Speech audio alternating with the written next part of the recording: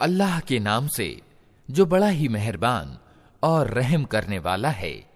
प्रशंसा अल्लाह ही के लिए है जो सारे जहान का रब है, बड़ा ही मेहरबान और दया करने वाला है, बदला दिए जाने के दिन का मालिक है। हम तेरी ही बंदगी करते हैं और तुझी से मदद मांगते हैं। हमें सीधा मार्ग दिखा, उन लोगों का मार्ग जो तेरे कृपा पात्र हुए, जो प्रकोप के भागी नहीं हुए, जो भटके हुए नहीं हैं। अल्लाह के नाम से जो बड़ा ही मेहरबान और रहम करने वाला है। अलिफ लाम मीम, ये अल्लाह की किताब है, इसमें कोई संदेह नहीं।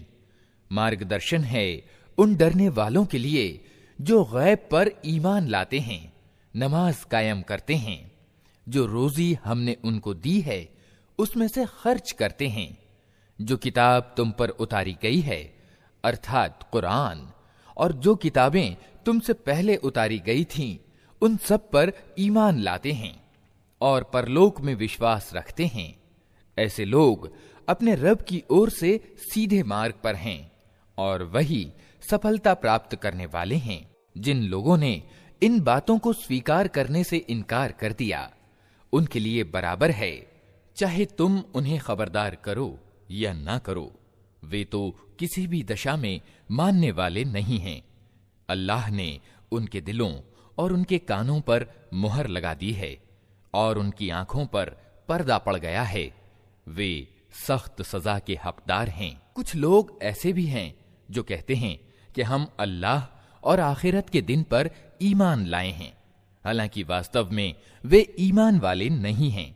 वे अल्लाह और ईमान लाने वालों के साथ धोखेबाजी कर रहे हैं, मगर वास्तव में वे खुद अपने ही को धोखे में डाल रहे हैं और उन्हें इसकी समझ नहीं है। उनके दिलों में एक रोग है जिसे अल्लाह ने और अधिक बढ़ा दिया, और जो झूठ वे बोलते हैं उसके फलस्वरूप उनके लिए दर्दनाक सजा है। जब कभी उनसे कहा गया कि जमीन पर बिगाड़ पैदा न करो, तो उन्होंने यही कहा कि हम तो सुधार करने वाले हैं। सावधान, वास्तव में यही लोग बिगाड़ पैदा करते हैं, मगर इन्हें समझ नहीं है। और जब उनसे कहा गया कि जिस तरह दूसरे लोग ईमान लाए हैं उसी तरह तुम भी ईमान लाओ, तो उन्होंने यही उत्तर दिया कि क्या हम मूर्खों की तरह ईमान लाएं? खबरदार, वास्तव में तो ये खुद मूर्ख हैं, मगर ये जानते नहीं हैं। जब ये ईमान वालों से मिलते हैं तो कहते हैं कि हम ईमान लाए हैं, और जब एकांत में अपने शैतानों से मिलते हैं तो कहते हैं कि वास्तव में तो हम तुम्हारे साथ हैं और इन लोगों से केवल मजाक कर रहे हैं। अल्लाह इनसे मजाक कर रहा है, वो इन्हें ढील दे रहा है और ये अपनी सरकशी में अंधों की तरह भटकते चले जाते हैं। ये वे लोग हैं जिन्होंने मार्गदर्शन के बदले गुमराही खरीद ली है, किंतु ये सौदा इनके लिए लाभदायक नहीं है और ये हरगिज सही रास्ते पर नहीं है। इनकी मिसाल ऐसी है जैसे एक आदमी ने आग जलाई और जब उसने सारे माहौल को रोशन कर दिया तो अल्लाह ने इनकी आंखों की रोशनी छीन ली और इन्हें इस हाल में छोड़ दिया कि अंधियारियों में इन्हें कुछ सूझता नहीं। ये बहरे हैं, गूंगे हैं, अंधे हैं, ये अब न पलटेंगे। या फिर इनकी मिसाल यूं समझो कि आकाश से तेज वर्षा हो रही है और उसके साथ अंधेरी घटा और कड़क और चमक भी है। ये बिजली के कड़ाके सुनकर अपनी मौत के डर से कानों में उंगलियां ठूसे लेते हैं और अल्लाह सत्य के इन इनकार करने वालों को हर ओर से घेरे में लिए हुए है। चमक से इनकी दशा ये हो रही है कि मानो शीघ्र ही बिजली इनकी आंखों की रोशनी उचक ले जाएगी। जब तनिक कुछ रोशनी इन्हें महसूस होती है तो उसमें कुछ दूर चल लेते हैं और जब इन पर अंधेरा छा जाता है तो खड़े हो जाते हैं। अल्लाह चाहता तो इनकी सुनने और देखने की शक्ति बिल्कुल ही छीन लेता। निस्संदेह उसे हर चीज की सामर्थ्य प्राप्त है। लोगों, बंदगी इख्तियार करो अपने उस रब की जो तुम्हारा और तुमसे पहले जो लोग हुए हैं उन सब का पैदा करने वाला है। तुम्हारे बचने की आशा इसी प्रकार हो सकती है। वही तो है जिसने तुम्हारे लिए धरती का बिछौना बनाया, आकाश की छत बनाई, ऊपर से पानी बरसाया और उसके द्वारा हर प्रकार की पैदावार निकालकर तुम्हारे लिए रोजी जुटाई। अतः जब तुम ये जानते हो तो दूसरों को अल्लाह का प्रतिद्वंद्वी न ठहराओ। और अगर तुम्हें इस बात में संदेह है कि ये किताब जो हमने अपने बंदे पर उतारी है ये हमारी है या नहीं, तो इस जैसी एक ही सूरा बना लाओ, अपने मत के सारे ही लोगों को बुला लो, एक अल्लाह को छोड़कर बाकी जिस जिस की चाहो सहायता ले लो। अगर तुम सच्चे हो तो ये काम करके दिखाओ। लेकिन अगर तुमने ऐसा न किया और निश्चय ही कभी नहीं कर सकते तो डरो उस आग से जिसका ईंधन बनेंगे इंसान और पत्थर, जो जुटाई गई है इनकार करने वालों के लिए। और ए पैगंबर, जो लोग इस किताब पर ईमान ले आएं और अपने कर्म ठीक कर लें, उन्हें खुशखबरी दे दो कि उनके लिए ऐसे बाग हैं जिनके नीचे नहरें बहती होंगी। उन बागों के फल रूप में दुनिया के फलों से मिलते जुलते होंगे। जब कोई फल उन्हें खाने को दिया जाएगा तो वे कहेंगे कि ऐसे ही फल इससे पहले दुनिया में हमको दिए जाते थे। उनके लिए वहां पाकीज़ा पत्नियां होंगी और वे वहां सदैव ही रहेंगे। हां, अल्लाह इससे बिल्कुल नहीं शर्माता कि मच्छर या उससे भी तुच्छ किसी चीज की मिसालें दे। जो लोग सत्य को स्वीकार करने वाले हैं वे इन्हीं मिसालों को देखकर जान लेते हैं कि ये सत्य है जो उनके रब ही की ओर से आया है। और जो मानने वाले नहीं हैं वे इन्हें सुनकर कहने लगते हैं कि ऐसी मिसालों से अल्लाह का क्या संबंध। इस प्रकार अल्लाह एक ही बात से बहुतों को गुमराही में डाल देता है और बहुतों को सीधा मार्ग दिखा देता है, और उससे गुमराही में वो उन्हीं को डालता है जो फासिक अर्थात अवज्ञाकारी हैं। अल्लाह की प्रतिज्ञा को मजबूत बांध लेने के बाद तोड़ देते हैं। अल्लाह ने जिसे जोड़ने का आदेश दिया है उसे काटते हैं और धरती पर बिगाड़ पैदा करते हैं। वास्तव में यही लोग घाटे में हैं। तुम अल्लाह के साथ इनकार की नीति कैसे अपनाते हो जबकि तुम निर्जीव थे? उसने तुम्हें जीवन प्रदान किया, फिर वही तुम्हारे प्राण ले लेगा, फिर वही तुम्हें पुनः जीवन प्रदान करेगा, फिर उसी की ओर तुम्हें पलट कर जाना है। वही तो है जिसने तुम्हारे लिए धरती की सारी चीजें पैदा की, फिर ऊपर की ओर रुख किया और 7 आसमान ठीक तौर पर बनाए, और वो हर चीज का ज्ञान रखने वाला है।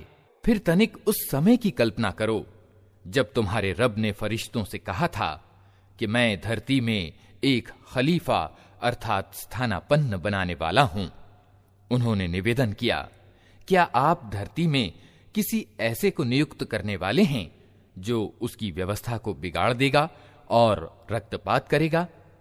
आपकी तारीफ और प्रशंसा के साथ तस्बीह और आपकी पवित्रता का वर्णन तो हम कर ही रहे हैं। कहा, मैं जानता हूं जो कुछ तुम नहीं जानते। इसके बाद अल्लाह ने आदम को सारी चीजों के नाम सिखाए, फिर उन्हें फरिश्तों के सामने पेश किया और कहा, यदि तुम्हारा विचार सही है कि किसी खलीफा की नियुक्ति से व्यवस्था बिगड़ जाएगी तो तनिक इन चीजों के नाम बताओ। उन्होंने कहा, ऐबों से पाक तो आप ही की हस्ती है, हमें तो बस उतना ही ज्ञान है जितना आपने हमको दे दिया है। वास्तव में सब कुछ जानने वाला और समझने वाला आपके सिवा कोई नहीं। फिर अल्लाह ने आदम से कहा, तुम इन्हें इनके नाम बताओ। जब उसने उनको इन सब के नाम बता दिए तो अल्लाह ने कहा, मैंने तुमसे कहा था ना कि मैं आकाशों और धरती के वे सारे तथ्य जानता हूं जो तुमसे छिपे हैं। जो कुछ तुम जाहिर करते हो वो भी मुझे मालूम है, और जो कुछ तुम छिपाते हो उसे भी मैं जानता हूं। फिर जब हमने फरिश्तों को हुक्म दिया कि आदम के आगे झुक जाओ, तो सब झुक गए, मगर इब्लीस ने इनकार किया। वो अपनी बड़ाई के घमंड में पड़ गया और अवज्ञाकारियों में शामिल हो गया। फिर हमने आदम से कहा, तुम और तुम्हारी पत्नी दोनों जन्नत में रहो और यहां जी भर कर जो चाहो खाओ, किंतु इस पेड़ के निकट न जाना, नहीं तो जालिमों में गिने जाओगे। अंततः शैतान ने उन दोनों को उस पेड़ की ओर प्रेरित करके हमारे आदेश के अनुपालन से हटा दिया और उन्हें उस हालत से निकलवाकर छोड़ा जिसमें वे थे। हमने हुक्म दिया कि अब तुम सब यहां से उतर जाओ, तुम एक दूसरे के दुश्मन हो और तुम्हें एक विशेष समय तक धरती में ठहरना और वहीं गुजर बसर करना है। उस समय आदम ने अपने रब से कुछ शब्द सीखकर तौबा की, जिसको उसके रब ने स्वीकार कर लिया, क्योंकि वो बड़ा क्षमा करने वाला और दया करने वाला है। हमने कहा कि तुम सब यहां से उतर जाओ। फिर मेरी ओर से जो मार्गदर्शन तुम्हारे पास पहुंचे, तो जो लोग मेरे उस बताए मार्गदर्शन पर चलेंगे उनके लिए किसी भय और दुख का मौका न होगा, और जो उसे स्वीकार करने से इनकार करेंगे और हमारी आयतों को झुठलाएंगे, वे आग यानी नरक में जाने वाले हैं, जहां वे हमेशा रहेंगे। ए इस्राएल की संतान, तनिक याद करो मेरी उस नेमत को जो मेरी ओर से तुम पर हुई। मेरे साथ तुम्हारी जो प्रतिज्ञा थी उसे तुम पूरा करो, तो मेरी जो प्रतिज्ञा तुम्हारे साथ थी उसे मैं पूरा करूं, और मुझ ही से तुम डरो, और मैंने जो किताब भेजी है उस पर ईमान लाओ। ये उस किताब की पुष्टि में है जो तुम्हारे पास पहले से मौजूद थी। अतः सबसे पहले तुम ही उसके इनकार करने वाले न बनो। थोड़े मूल्य पर मेरी आयतों को न बेच डालो और मेरे प्रकोप से बचो। असत्य का रंग चढ़ाकर सत्य को संदिग्ध न बनाओ और न जानते बूझते सत्य को छिपाने का प्रयास करो। नमाज कायम करो, ज़कात दो, और जो लोग मेरे आगे झुक रहे हैं उनके साथ तुम भी झुक जाओ। तुम दूसरों को तो नेकी का रास्ता अपनाने के लिए कहते हो, मगर अपने आप को भूल जाते हो। हालांकि तुम किताब का पाठ करते हो, क्या तुम बुद्धि से बिल्कुल ही काम नहीं लेते? सब्र और नमाज से मदद लो। बेशक नमाज एक बड़ा ही मुश्किल काम है, किंतु उन आज्ञाकारी बंदों के लिए मुश्किल नहीं है जो समझते हैं कि आखिरकार उन्हें अपने रब से मिलना और उसी की ओर पलट कर जाना है। ए इस्राएल की संतान, याद करो मेरी उस नेमत को जो मेरी ओर से तुम पर हुई थी, और इस बात को कि मैंने तुम्हें संसार की सारी जातियों पर श्रेष्ठता प्रदान की थी। और डरो उस दिन से जब कोई किसी के तनिक काम न आएगा और न किसी की ओर से सिफारिश कबूल होगी, न किसी को फिदिया यानी जुर्माना लेकर छोड़ा जाएगा, और न अपराधियों को कहीं से सहायता मिल सकेगी। याद करो वो समय जब हमने तुमको फिरौनियों की गुलामी से छुटकारा दिलाया।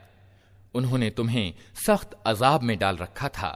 तुम्हारे लड़कों को मार डालते थे और तुम्हारी लड़कियों को जीवित रहने देते थे, और इस स्थिति में तुम्हारे रब की ओर से तुम्हारी बड़ी आजमाइश थी। याद करो वो समय जब हमने समुद्र फाड़कर तुम्हारे लिए रास्ता बनाया, फिर उसमें से तुम्हें सकुशल पार करा दिया, फिर वहीं तुम्हारी आंखों के सामने फिरौनियों को डुबो दिया। याद करो जब हमने मूसा को 40 दिन रात के प्रस्ताव पर बुलाया, तो उसके पीछे तुम बछड़े को अपना पूज्य बना बैठे। उस समय तुमने बड़ी ज्यादती की थी, मगर इस पर भी हमने तुम्हें क्षमा कर दिया कि शायद अब तुम कृतज्ञता दिखलाओ। याद करो कि ठीक उस समय जब तुम ये जुल्म कर रहे थे, हमने मूसा को किताब और कसौटी प्रदान की ताकि तुम उसके द्वारा सीधी राह पा सको। याद करो जब मूसा ये नेमत लिए हुए पलटा, तो उसने अपनी जाति वालों से कहा कि लोगों, तुमने बछड़े को पूज्य बनाकर अपने साथ बड़ा अन्याय किया है। अतः तुम लोग अपने पैदा करने वाले के आगे तौबा करो और अपनों को मारो। इसी में तुम्हारे पैदा करने वाले की दृष्टि में तुम्हारी भलाई है। उस समय तुम्हारे सृष्टा ने तुम्हारी क्षमा याचना स्वीकार कर ली कि वो बड़ा क्षमाशील और दयावान है। याद करो जब तुमने मूसा से कहा था कि हम तुम्हारे कहने का हरगिज विश्वास न करेंगे जब तक कि अपनी आंखों से खुले तौर पर अल्लाह को न देख लें। उस समय तुम्हारे देखते देखते एक जबरदस्त कड़के ने तुमको आ लिया। तुम बेजान होकर गिर चुके थे, मगर फिर हमने तुमको जिला उठाया। शायद कि इस उपकार के बाद तुम शुक्रगुजार बन जाओ। हमने तुम पर बादल की छांव की, मन्न और सलवा का भोजन तुम्हारे लिए जुटाया और तुमसे कहा कि जो स्वच्छ चीजें हमने तुम्हें प्रदान की हैं उन्हें खाओ। मगर तुम्हारे पूर्वजों ने जो कुछ किया वो हम पर उनका जुल्म न था, बल्कि उन्होंने आप अपने ही ऊपर जुल्म किया। फिर याद करो जब हमने कहा था कि ये बस्ती जो तुम्हारे सामने है इसमें प्रवेश करो, इसकी पैदावार जिस प्रकार चाहो मजे से खाओ, मगर बस्ती के दरवाजे में सजदा करते हुए प्रवेश करना और कहते जाना हित्ततुन हित्ततुन, हम तुम्हारी खताओं को माफ करेंगे और सुकर्मियों पर और अधिक अनुग्रह करेंगे। मगर जो बात उनसे कही गई थी इन जालिमों ने उसे बदलकर कुछ और कर दिया। अंत में हमने जुल्म करने वालों पर आकाश से अजाब उतारा। ये सजा थी उन नाफरमानियों की जो वे कर रहे थे। याद करो जब मूसा ने अपनी जाति वालों के लिए पानी की प्रार्थना की तो हमने कहा कि अमुक चट्टान पर अपनी लाठी मारो। अतएव उससे 12 स्रोत फूट निकले और हर कबीले ने जान लिया कि कौन सी जगह उसके पानी लेने की है। उस समय ये आदेश दे दिया गया था कि अल्लाह की दी हुई रोजी खाओ पियो और धरती पर बिगाड़ ना फैलाते फिरो। याद करो जब तुमने कहा था कि ए मूसा, हम एक ही प्रकार के खाने पर संतोष नहीं कर सकते। अपने रब से प्रार्थना करो कि हमारे लिए धरती की पैदावार, साग, तरकारी, गेहूं, लहसुन, प्याज, दाल आदि पैदा करे। तो मूसा ने कहा, क्या एक उत्तम चीज को छोड़कर तुम घटिया दर्जे की चीजें लेना चाहते हो? अच्छा, किसी शहरी आबादी में जा रहो, जो कुछ तुम मांगते हो वहां मिल जाएगा।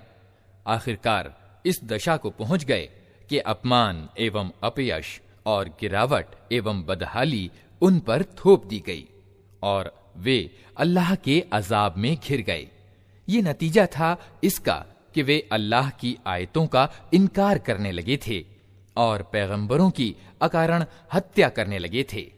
ये नतीजा था उनकी नाफरमानियों का और इस बात का कि वे धार्मिक मर्यादाओं से निकल जाते थे। विश्वास रखो कि अरबी नबी को मानने वाले हों या यहूदी ईसाई हों या साबी, जो भी अल्लाह और अंतिम दिन पर ईमान लाएगा और अच्छा कर्म करेगा, उसका बदला उसके रब के पास है और उसके लिए किसी डर और रंज का मौका नहीं है। याद करो वो समय जब हमने तूर को तुम पर उठाकर तुमसे पक्का वचन लिया था और कहा था कि जो ग्रंथ हम तुम्हें दे रहे हैं उसे मजबूती के साथ थामना और जो आदेश और निर्देश उसमें लिखे हैं उन्हें याद रखना। इसी माध्यम से आशा की जा सकती है कि तुम तकवा यानी धर्म परायणता की नीति पर चल सकोगे, मगर इसके बाद तुम अपने वचन से फिर गए। इस पर भी अल्लाह की कृपा और उसकी दयालुता ने तुम्हारा साथ न छोड़ा, वरना तुम कभी के तबाह हो चुके होते। फिर तुम्हें अपनी जाति के उन लोगों का किस्सा तो मालूम ही है जिन्होंने शब्द का नियम तोड़ा था। हमने उन्हें कह दिया कि बंदर बन जाओ और इस दशा में रहो कि हर ओर से तुम पर धुतकार फिटकार पड़े। इस तरह हमने उनके अंजाम को उस जमाने के लोगों और बाद की आने वाली पीढ़ियों के लिए शिक्षा सामग्री और अल्लाह से डरने वालों के लिए नसीहत बनाकर छोड़ा। फिर वो घटना याद करो जब मूसा ने अपनी कौम से कहा कि अल्लाह तुम्हें एक गाय ज़बह करने का हुक्म देता है, कहने लगे, क्या तुम हमसे मजाक करते हो? मूसा ने कहा, मैं इससे अल्लाह की पनाह मांगता हूं कि अज्ञानियों जैसी बातें करूं। बोले, अच्छा, अपने रब से प्रार्थना करो कि वो हमें उस गाय के बारे में कुछ विस्तार से बताए। मूसा ने कहा, अल्लाह कहता है कि वो गाय ऐसी होनी चाहिए जो न बूढ़ी हो न बछिया, बल्कि मध्य आयु की हो। अतः जो हुक्म दिया जाता है उसका पालन करो। फिर कहने लगे कि अपने रब से ये और पूछ दो कि उसका रंग कैसा हो। मूसा ने कहा, वो कहता है कि पीले रंग की गाय होनी चाहिए जिसका रंग ऐसा चटकीला हो कि देखने वालों का मन प्रसन्न हो जाए। फिर बोले, अपने रब से साफ साफ पूछकर बताओ कैसी गाय चाहिए, हमें उसके निर्धारण में संदेह हो गया है। अल्लाह ने चाहा तो हम उसका पता पा लेंगे। मूसा ने जवाब दिया, अल्लाह कहता है कि वो ऐसी गाय है जिससे सेवा कार्य नहीं लिया जाता, न जमीन जोतती है न पानी खींचती है, भली चंगी और बेदाग है। इस पर वे पुकार उठे कि हां, अब तुमने ठीक पता बताया है। फिर उन्होंने उसे ज़बह किया, वरना वे ऐसा करते मालूम न होते थे। और तुम्हें याद है वो घटना जब तुमने एक व्यक्ति की जान ली थी, फिर उसके बारे में झगड़ने लगे और एक दूसरे पर कत्ल का इल्जाम थोपने लगे थे, और अल्लाह ने फैसला कर लिया था कि जो कुछ तुम छिपाते हो उसे खोल कर रख देगा। उस समय हमने हुक्म दिया कि मारे गए व्यक्ति की लाश को उसके एक भाग से चोट करो। देखो, इस प्रकार अल्लाह मुर्दों को जीवन दान देता है और तुम्हें अपनी निशानियां दिखाता है ताकि तुम समझो। किंतु ऐसी निशानियां देख लेने के बाद भी अंततः तुम्हारे दिल सख्त हो गए, पत्थरों की तरह सख्त, बल्कि सख्ती में कुछ उनसे भी बढ़े हुए। क्योंकि पत्थरों में से तो कोई ऐसा भी होता है जिसमें से स्रोत फूट बहते हैं, कोई फटता है और उसमें से पानी निकल आता है, और कोई अल्लाह के डर से कांप कर गिर भी पड़ता है। अल्लाह तुम्हारी करतूतों से बेखबर नहीं है। ऐ मुसलमानों, अब क्या इन लोगों से तुम ये उम्मीद रखते हो कि ये तुम्हारे आमंत्रण को मान लेंगे, जबकि इनमें से एक गिरोह की नीति ये रही है कि उसने अल्लाह की वाणी सुनी और फिर खूब समझ बूझकर जानते हुए उसमें रद्दो बदल किया। ये अल्लाह के रसूल मुहम्मद सल्लल्लाहु अलैहि वसल्लम पर ईमान लाने वालों से मिलते हैं तो कहते हैं कि हम भी उन्हें मानते हैं, और जब आपस में एक दूसरे से एकांत में बातचीत होती है तो कहते हैं कि मूर्ख हो गए हो, इन लोगों को वे बातें बताते हो जो अल्लाह ने तुम पर खोली हैं, ताकि तुम्हारे रब के पास तुम्हारे मुकाबले में उन्हें प्रमाण के रूप में प्रस्तुत करें। और क्या ये जानते नहीं हैं कि जो कुछ ये छिपाते हैं और जो कुछ जाहिर करते हैं, अल्लाह को सब बातों की खबर है। इनमें एक दूसरा गिरोह उम्मियों का है, जिनको अल्लाह की किताब का तो ज्ञान नहीं, बस अपनी निराधार आशाओं और कामनाओं को लिए बैठे हैं और केवल अटकल पर चले जा रहे हैं। तो विनाश और तबाही है उन लोगों के लिए जो अपने हाथों से धर्म विधान संबंधी लेख लिखते हैं, फिर लोगों से कहते हैं कि ये अल्लाह के पास से आया हुआ है, ताकि इसके बदले में थोड़ा सा लाभ उठा लें। उनके हाथों का ये लिखा भी उनके लिए तबाही का सामान है, और उनकी ये कमाई भी उनके लिए विनाश का कारण। वे कहते हैं कि नरक की आग हमें हरगिज छूने वाली नहीं, सिवाय इसके कि कुछ थोड़े दिनों की सजा मिल जाए तो मिल जाए। उनसे पूछो कि क्या तुमने अल्लाह से कोई वचन ले लिया है जिसके विरुद्ध वो नहीं कर सकता, या बात यह है कि तुम अल्लाह से लगाकर ऐसी बातें कह देते हो जिनके संबंध में तुम्हें ज्ञान नहीं है कि उसने उनका जिम्मा लिया है। आखिर तुम्हें नरक की आग क्यों न छुएगी? जो भी बुराई कमाएगा और अपनी गलतकारी के चक्कर में पड़ा रहेगा, वो जहन्नमी अर्थात नरक में जाने वाला है, और नरक ही में वो हमेशा रहेगा। और जो लोग ईमान लाएंगे और अच्छे कर्म करेंगे वही जन्नती अर्थात स्वर्ग वाले हैं और जन्नत में वे हमेशा रहेंगे। याद करो, इस्राएल की संतान से हमने पक्का वचन लिया था कि अल्लाह के सिवा किसी की बंदगी न करना, माँ बाप के साथ, नातेदारों के साथ, अनाथों और दीन दुखियों के साथ अच्छा व्यवहार करना, लोगों से भली बात कहना, नमाज कायम करना और ज़कात देना, मगर थोड़े लोगों के सिवा तुम सब इस वचन से फिर गए और अब तक फिरे हुए हो। फिर तनिक याद करो, हमने तुमसे पक्का वचन लिया था कि आपस में एक दूसरे का खून न बहाना और न एक दूसरे को घर से बेघर करना।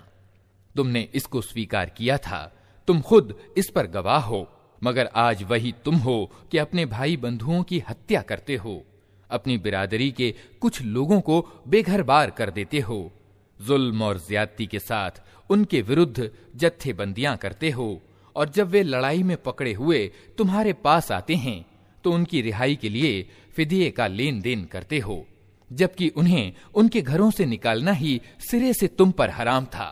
तो क्या तुम किताब के एक हिस्से पर ईमान लाते हो और दूसरे हिस्से का इनकार करते हो? फिर तुम में से जो लोग ऐसा करें उनकी सजा इसके सिवा और क्या है कि सांसारिक जीवन में भी अपमानित और तिरस्कृत होकर रहें और आखिरत यानी परलोक में कठोरतम यातना की ओर फेर दिए जाएं। अल्लाह उन कामों से बेखबर नहीं है जो तुम कर रहे हो। ये वे लोग हैं जिन्होंने आखिरत बेचकर सांसारिक जीवन खरीद लिया है। अतः न इनकी सजा में कोई कमी होगी और न इन्हें कोई सहायता पहुंच सकेगी। हमने मूसा को किताब दी, उसके बाद लगातार रसूल भेजे, अंत में मरियम के बेटे ईसा को स्पष्ट निशानियां देकर भेजा और पवित्र आत्मा से उसकी सहायता की। फिर ये तुम्हारा क्या ढंग है कि जब भी कोई रसूल तुम्हारी अपनी इच्छाओं के खिलाफ कोई चीज लेकर तुम्हारे पास आया तो तुमने उसके मुकाबले में सरकशी ही की, किसी को झुठलाया और किसी की हत्या कर डाली। वे कहते हैं हमारे दिल सुरक्षित हैं।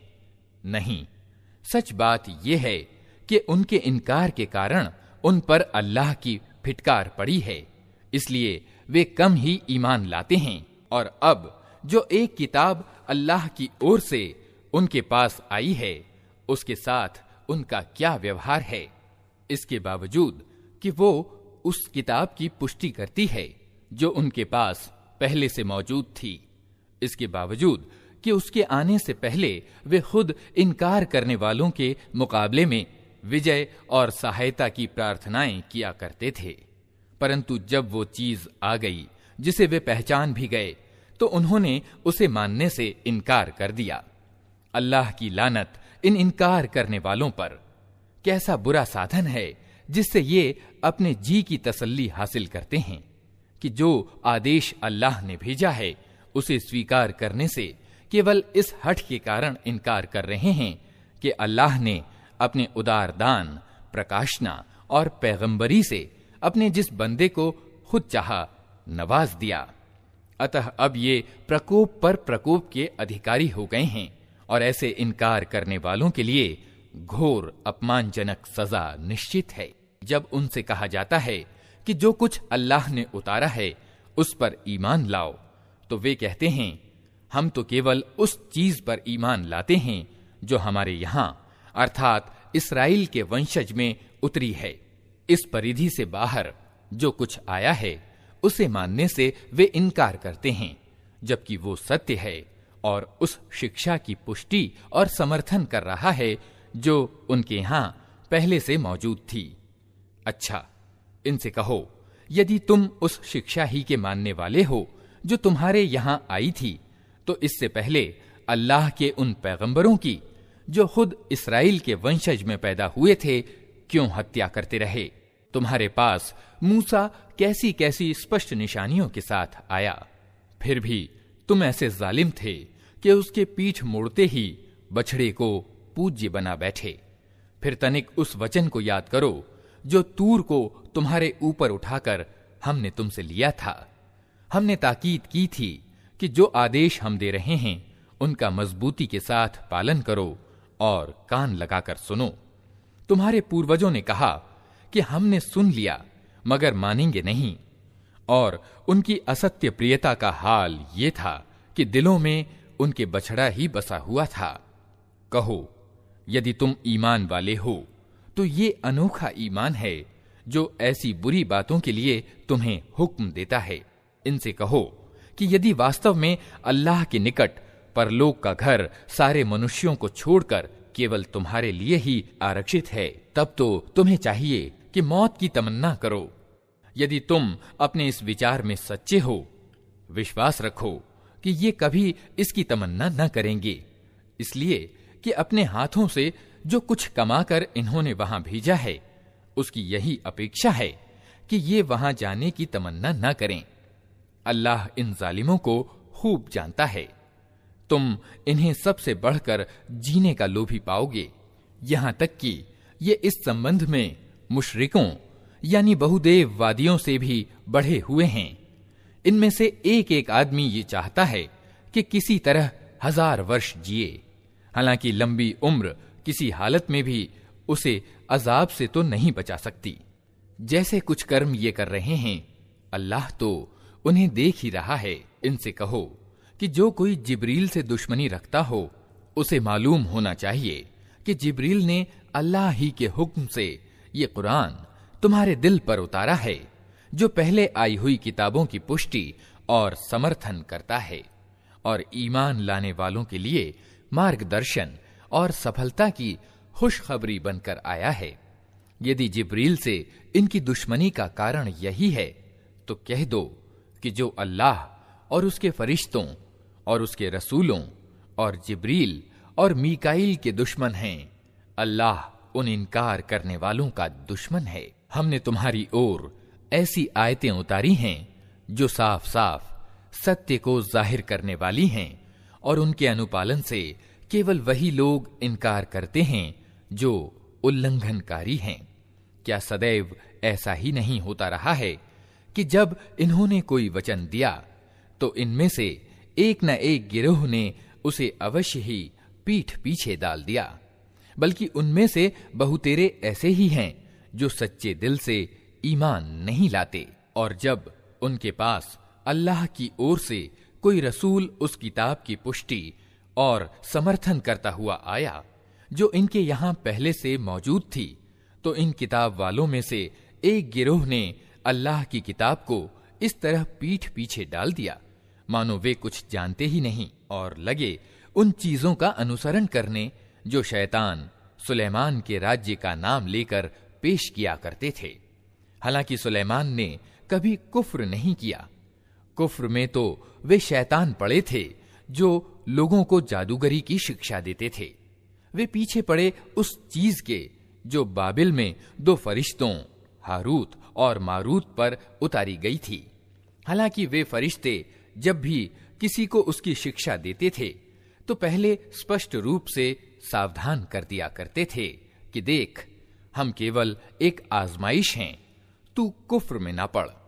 फिर भी ये लोग उनसे वही चीज सीखते थे जिससे पति और पत्नी में जुदाई डाल दें।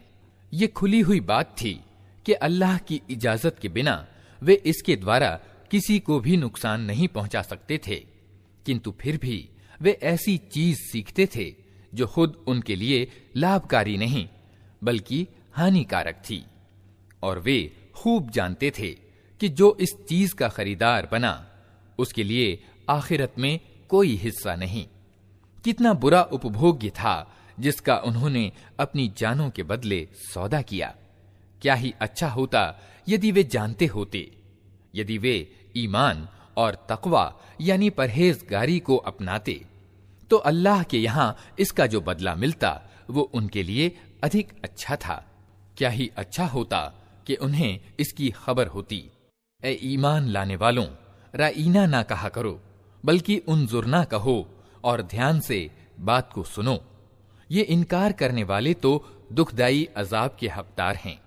ये लोग जिन्होंने सत्य संदेश को स्वीकार करने से इनकार कर दिया है, चाहे किताब वालों में से हों या मुशरिक अर्थात बहुदेव वादी हों, हरगिज ये नहीं चाहते कि तुम्हारे रब की ओर से तुम पर कोई भलाई उतरे, मगर अल्लाह जिसको चाहता है अपनी कृपा के लिए चुन लेता है और वो बड़ा उदार दान करता है। हम अपनी जिस आयत को मनसूख यानी निरस्त कर देते हैं या भुला देते हैं, उसकी जगह उससे बेहतर लाते हैं या कम से कम वैसी ही।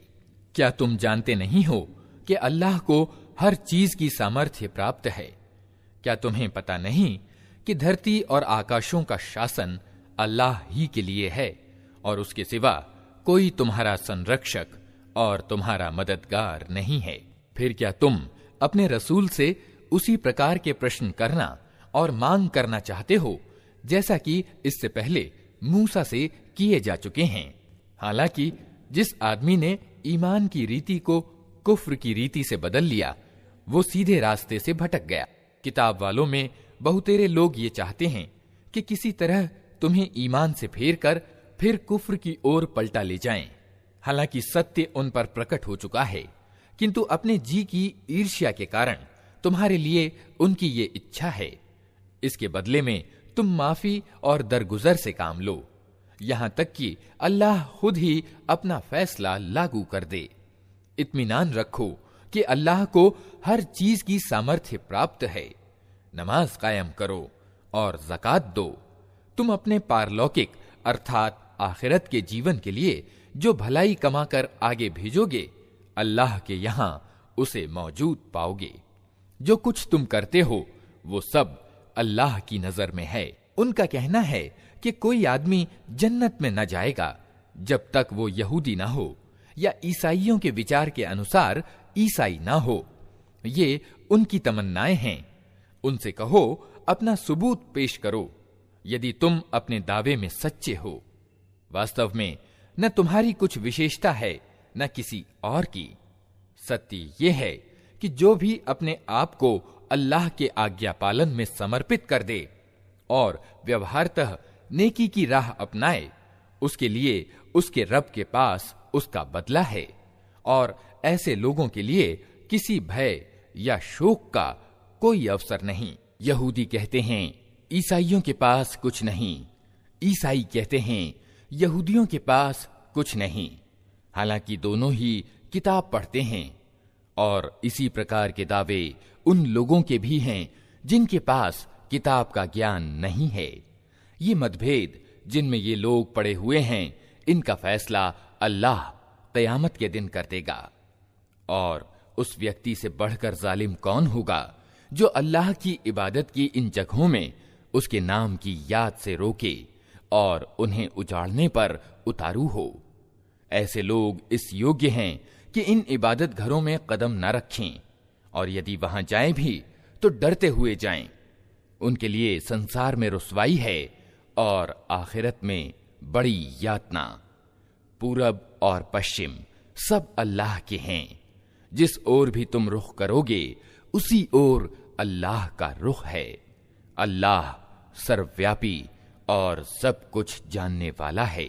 उनका कहना है कि अल्लाह ने किसी को बेटा बनाया है। अल्लाह पाक है इन बातों से। वास्तविक तथ्य यह है कि धरती और आकाशों में पाई जाने वाली सभी चीजों का वो मालिक है। सब के सब उसके आज्ञाकारी हैं। वो आकाशों और धरती का ईजाद करने वाला है और जिस बात का वो फैसला करता है उसके लिए बस वो आदेश देता है कि हो जा, और वो हो जाती है। जिन्हें ज्ञान नहीं वे कहते हैं कि अल्लाह खुद हमसे बात क्यों नहीं करता या कोई निशानी हमारे पास क्यों नहीं आती। ऐसी ही बातें इनसे पहले लोग भी किया करते थे। इन सब अगले पिछले गुमराहों की मनोवृत्तियां एक जैसी हैं। विश्वास करने वालों के लिए तो हम निशानियां साफ साफ स्पष्ट कर चुके हैं। इससे बढ़कर निशानी क्या होगी कि हमने तुमको सत्य ज्ञान के साथ खुशखबरी देने वाला और डराने वाला बनाकर भेजा। अब जो लोग नरक से संबंध जोड़ चुके हैं उनकी ओर से तुम उत्तरदायी नहीं हो। यहूदी और ईसाई तुमसे हरगिज राजी न होंगे जब तक तुम उनके तरीके पर न चलने लगो। साफ कह दो कि मार्ग बस वही है जो अल्लाह ने बताया है, वरना यदि उस ज्ञान के बाद जो तुम्हारे पास आ चुका है तुमने उनकी इच्छाओं का अनुसरण किया, तो अल्लाह की पकड़ से बचाने वाला कोई दोस्त और मददगार तुम्हारे लिए नहीं है। जिन लोगों को हमने किताब दी है वे उसे उस तरह पढ़ते हैं जैसा कि पढ़ने का हक है। वे इस कुरान पर सच्चे दिल से ईमान ले आते हैं, और जो इसके साथ इनकार की नीति अपनाएं वही वास्तव में नुकसान उठाने वाले हैं। ए इस्राएल की संतान, याद करो मेरी वो नेमत जो मैंने तुम्हें दी थी, और ये कि मैंने तुम्हें संसार की समस्त जातियों पर श्रेष्ठता प्रदान की थी। और डरो उस दिन से जब कोई किसी के तनिक भी काम ना आएगा, ना किसी से कोई अर्थदंड यानी जुर्माना स्वीकार किया जाएगा, ना कोई सिफारिश ही आदमी को फायदा पहुंचा सकेगी, और ना अपराधियों को कहीं से कोई सहायता पहुंच सकेगी। याद करो कि जब इब्राहिम को उसके रब ने कुछ बातों में आजमाया और वो उन सब में पूरा उतर गया, तो उसने कहा, मैं तुझे सब लोगों का पेशवा बनाने वाला हूं। इब्राहिम ने निवेदन किया, और क्या मेरी संतान से भी यही वादा है? उसने उत्तर दिया, मेरा वादा जालिमों के बारे में नहीं है, और ये कि हमने इस घर यानी काबा को लोगों के लिए केंद्र और शांति की जगह ठहराया था, और लोगों को आदेश दिया था कि इब्राहिम जहां इबादत के लिए खड़ा होता है उस जगह को स्थायी रूप से नमाज की जगह बना लो। और इब्राहिम और इस्माइल को ताकीद की थी कि मेरे इस घर को तवाफ यानी परिक्रमा और एतिकाफ करने वालों और झुकने वालों और सजदा करने वालों के लिए शुद्ध यानी पाक रखो। और ये कि इब्राहिम ने प्रार्थना की, ऐ मेरे रब, इस नगर को शांतिमय नगर बना दे, और इसके निवासियों में से जो अल्लाह और आखिरत को माने उन्हें हर प्रकार के फलों की रोजी दे। जवाब में उसके रब ने कहा, और जो न मानेगा अल्प सांसारिक जीवन की सामग्री तो मैं उसे भी दूंगा, किंतु अंत में उसे जहन्नम के अजाब की ओर घसीटूंगा, और वो बहुत ही बुरा ठिकाना है। और याद करो, इब्राहिम और इस्माइल जब इस घर की दीवारें उठा रहे थे तो दुआ करते जाते थे, ऐ हमारे रब, हमसे ये सेवा स्वीकार कर ले, तू सबकी सुनने और सब कुछ जानने वाला है। ऐ रब, हम दोनों को अपना मुस्लिम यानी आज्ञाकारी बना, हमारी संतति से एक ऐसी कौम उठा जो तेरी मुस्लिम अर्थात आज्ञाकारी हो। हमें अपनी उपासना के तरीके बता और हमारी कोताहियों को माफ कर, तू बड़ा माफ करने वाला और दयावान है। और ऐ हमारे रब, इन लोगों में खुद इन्हीं की कौम से एक रसूल उठाना जो इन्हें तेरी आयतें सुनाए, इनको किताब और समझ की शिक्षा दे और इनके जीवन संवारे। तू बड़ा प्रभुत्वशाली और तत्वदर्शी है। अब कौन है जो इब्राहिम के तरीके से नफरत करे, जिसने खुद अपने आप को मूर्खता और अज्ञान में ग्रस्त कर लिया हो? उसके सिवा कौन ये हरकत कर सकता है? इब्राहिम तो वो व्यक्ति है जिसको हमने संसार में अपने कार्य के लिए चुन लिया था, और परलोक में उसकी गिनती अच्छों में होगी। उसका हाल ये था कि जब उसके रब ने उससे कहा, मुस्लिम अर्थात आज्ञाकारी हो जा, तो उसने तुरंत कहा, मैं जगत के स्वामी का मुस्लिम अर्थात आज्ञाकारी हो गया। इसी तरीके पर चलने की ताकीद उसने अपनी औलाद को की थी, और इसी की वसीयत याकूब अपनी संतान को कर गया था। उसने कहा था कि मेरे बच्चों, अल्लाह ने तुम्हारे लिए यही धर्म पसंद किया है, अतः मरते समय तक मुस्लिम अर्थात आज्ञाकारी ही रहना। फिर क्या तुम उस समय मौजूद थे जब याकूब इस संसार से विदा हो रहा था? उसने मरते समय अपने बेटों से पूछा, बच्चों, मेरे पीछे तुम किसकी बंदगी करोगे? उन सब ने उत्तर दिया, हम उसी एक इलाह यानी उपास्य की बंदगी करेंगे जिसे आपने और आपके पूर्वज इब्राहिम, इस्माइल और इसहाक ने इलाह यानी उपास्य माना है, और हम उसी के मुस्लिम अर्थात आज्ञाकारी हैं। वे कुछ लोग थे जो जा चुके, जो कुछ उन्होंने कमाया वो उनके लिए है, और जो कुछ तुम कमाओगे वो तुम्हारे लिए है। तुमसे ये ना पूछा जाएगा कि वे क्या करते थे। यहूदी कहते हैं यहूदी हो तो सीधा मार्ग पाओगे, ईसाई कहते हैं ईसाई हो तो सीधा मार्ग मिलेगा। उनसे कहो नहीं, बल्कि सबको छोड़कर इब्राहीम का पंथ, और इब्राहीम बहुदेववादियों में से न था। मुसलमानों, कहो कि हम ईमान लाए अल्लाह और उस मार्गदर्शन पर जो हमारी ओर उतरा है, और जो इब्राहीम, इस्माइल, इसहाक, याकूब और याकूब की संतान की ओर उतरा था, और जो मूसा और ईसा और दूसरे सभी पैगंबरों को उनके रब की ओर से दिया गया था। हम उनके बीच कोई अंतर नहीं करते, और हम अल्लाह के मुस्लिम यानी आज्ञाकारी हैं। फिर यदि वे उसी तरह ईमान लाएं जिस तरह तुम ईमान लाए हो तो सीधे मार्ग पर हैं, और अगर इससे मुंह फेरें तो खुली बात है कि वे हठधर्मी में पड़ गए हैं। अतः विश्वास रखो कि उनके मुकाबले में अल्लाह तुम्हारी सहायता के लिए काफी है। वो सब कुछ सुनता और जानता है। कहो अल्लाह का रंग इख्तियार करो, उसके रंग से अच्छा और किसका रंग होगा, और हम उसी की बंदगी करने वाले लोग हैं। ए नबी, इनसे कहो क्या तुम अल्लाह के बारे में हमसे झगड़ते हो, हालांकि वही हमारा रब भी है और तुम्हारा रब भी। हमारे कर्म हमारे लिए हैं, तुम्हारे कर्म तुम्हारे लिए, और हम अल्लाह ही के लिए अपनी बंदगी खालिस कर चुके हैं। या फिर तुम्हारा कहना यह है कि इब्राहीम, इस्माइल, इसहाक, याकूब और याकूब की औलाद सब के सब यहूदी थे या ईसाई थे। कहो तुम ज्यादा जानते हो या अल्लाह। उस व्यक्ति से बढ़कर जालिम कौन होगा जिसके जिम्मे अल्लाह की ओर से एक गवाही हो और वो उसे छुपाए। तुम्हारी करतूतों से अल्लाह बेखबर तो नहीं है। वे कुछ लोग थे जो जा चुके, उनकी कमाई उनके लिए थी और तुम्हारी कमाई तुम्हारे लिए। तुमसे उनके कर्मों के बारे में पूछा नहीं जाएगा।